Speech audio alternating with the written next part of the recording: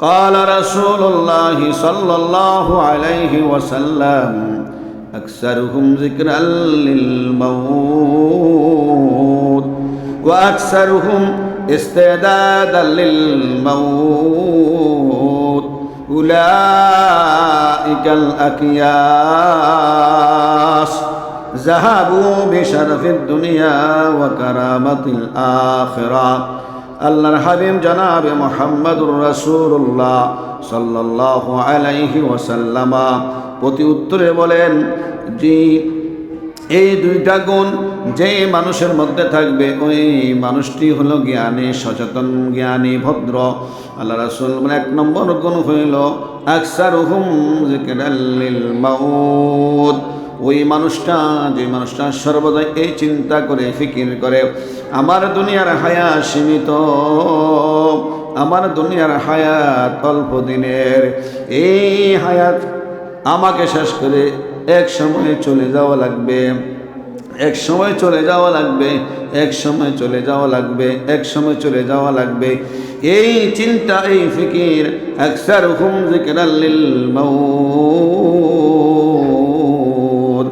এই চিন্তা করতে থাকে আমার সামনে কত মানুষ চলে গেল, আমার আত্মীয় স্বজন চলে গেল, আমার সামনে কত নাবালেক ছেলে চলে গেল, নাবালেক মেয়ে চলে গেল, কত নববধূ চলে গেল, কত বর বিয়ে করতে গিয়ে অ্যাক্সিডেন্ট হয়ে মারা গেল। আমার সামনে আমি অনেক কিছুই দেখেছি, আমার কখন সময় শেষ হয়ে যায় জানা নেহি, जाना नहीं फिया बुला ले किस घड़ी रह जाए तख्ते खड़ी खड़ी। আমার জানা নাই কখন জানি আমার সময় চলে আসে, আমার জানা নাই কখন আমাকে দুনিয়া থেকে বিদায় হয়ে যেতে হয়। বিদায় হওয়ার জন্য অসুখ লাগে না, ব্যারাম লাগে না, মুসিবত লাগে না, আল্লাহর হুকুম যখন হয়ে যায় সুস্থ সবল অবস্থায় চলে যায়, যখন হায়া শেষ হয়ে যায়, স্বামী স্ত্রী একসঙ্গে কথা বলতেছে, কথার ভিতরে দিয়ে আজরাইল এসে উপস্থিত হয়ে যায়। অনেক স্বামীর সামনে স্ত্রীর হায়া শেষ হয়ে গিয়েছে, স্ত্রীর সামনে স্বামীর হায়া শেষ হয়ে গেছে। বাবা ছেলে কথা বলতেছে, মা মেয়ে একসাথে গাড়ি দিয়ে ঢাকা চট্টগ্রাম যাচ্ছে, আল্লাহু আকবার। পথের মধ্যে মায়ের সময় শেষ, মা চলে গেছে, মেয়ে রয়ে গেল, মেয়ের সময় শেষ, মেয়ে রয়ে গেছে, মা চলে গেল। জানা নেহি ফিয়া বুলা লে কিস ঘড়ি, জানা নেহি ফিয়া বুলা লে কিস ঘড়ি রহ যায় তখতে খাড়ি কি খাড়ি। জানা নাই কখন সময় হয়ে যায়।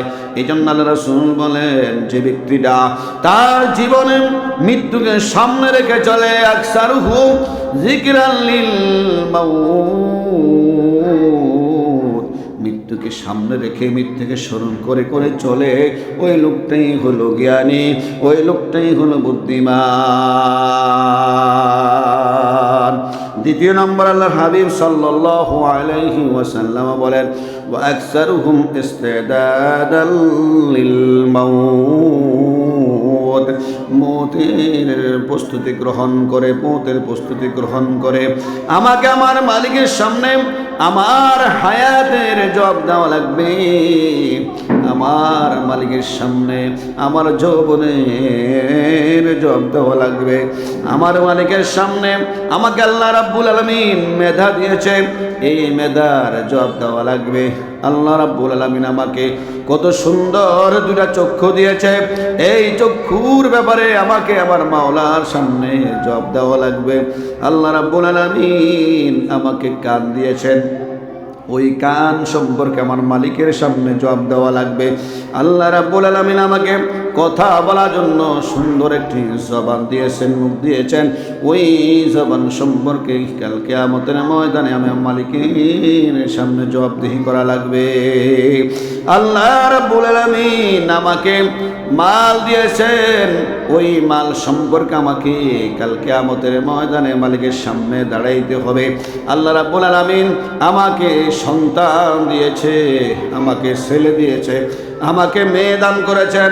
কত মানুষ শত চেষ্টা করে ছেলে মেয়ে সন্তান পায় নাই, আমাকে আল্লাহ রাব্বুল আলামিন ছেলে মেয়ে সন্তান দিয়েছে। ওই সন্তান সম্পর্ক কাল কিয়ামতের ময়দানে আমাকে জবাব দেওয়া লাগবে। আল্লাহু আকবার। এই চিন্তা করে, ফিকির করে যেই মানুষটা তার জীবনটাকে সাজায়, তার যৌবনকালটাকে সেই দিন শরীরে রঙিন করে তার জীবনটা সেভাবে পরিচালনা করে, তার হায়াতটাকে সেভাবে কাটায়, তার সম্পদকে সেভাবে সে ব্যবহার করে, তার সন্তানকেও সে সেভাবে ব্যবহার করে। আল্লাহর হাবিব জনাবে মুহাম্মদুর রাসূলুল্লাহ সাল্লাল্লাহু আলাইহি ওয়াসাল্লাম বলেন, দ্বিতীয় গুণ হল ওয়া আকসারুহুম ইস্তিদাদাল লিল মাউত। ওই মানুষটা, যে মানুষটা আখিরাতের তার কবরের চিন্তা নিয়ে কবরের সামানা ব্যবস্থা করে, সে তিনটা প্রশ্নের উত্তর দেওয়া লাগবে, সেই তিনটা প্রশ্নের উত্তর এখান থেকে মুখস্থ করে যায়। যে লোকটা নাকি আখিরাতে তাকে 5টি প্রশ্ন করা হবে, ওই 5টির উত্তর এখান থেকে মুখস্থ করা যায়, আমল করে সে ভেবে যায়।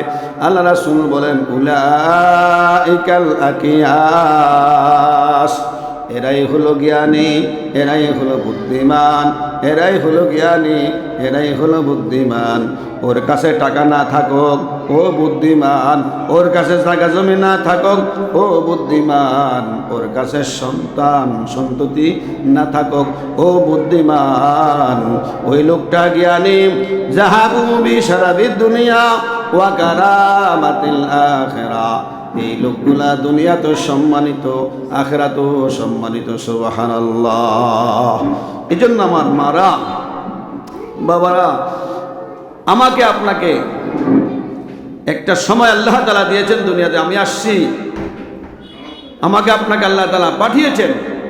এই যে পাঠালেন, এই পাঠানোর একটা মাকসদ অবশ্যই আছে।